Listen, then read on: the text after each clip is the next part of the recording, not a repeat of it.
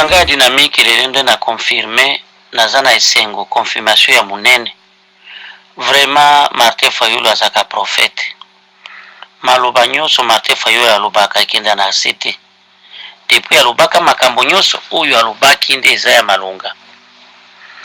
Au moment asalaki ba sécurité na ye wana bayambaka ye kuna na bateni militaire wana bazopesa ye lusako koloba ye aza président de la république. Asalaki réunion na ye azoyebisa bango bato nyonso bazosoutenir Félix baza baluba. Lelo nde namonaki baluba baza ebele. Tala baluba nde batundi sisale. Président de la république azoloba bango azoloba kaka beto. Baluba eza tribu moko ya munene. Nga nazomona eza tribu ya planète oyo, ce sont des extraterrestres oyo babimi na planète Mars. Pwisi nga nakondima te bakongoli bazala mingi boye. C'est pourquoi na balobaka baluba bazaka bakongole te baza mingi vraiment. Ndenge bayambi Félix boye bakongole botika mitema mabe. Aji na biso bato neti bashabani eti epusana tozala président na baproblème politique ya ene tokozwa ba AVC ya pamba ba aji na biso epusana motema ezopompe lisusu bien te makila ezotambola bien te na nzoto tokokufa pamba.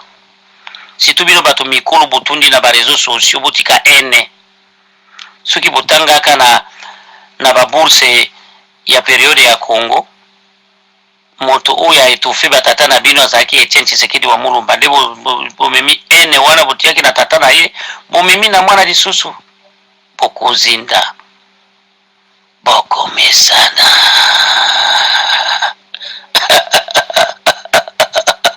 Somo ya bambanda Félix alekana yekala souverain alekana yekala neti bana ya BCBG balobaka.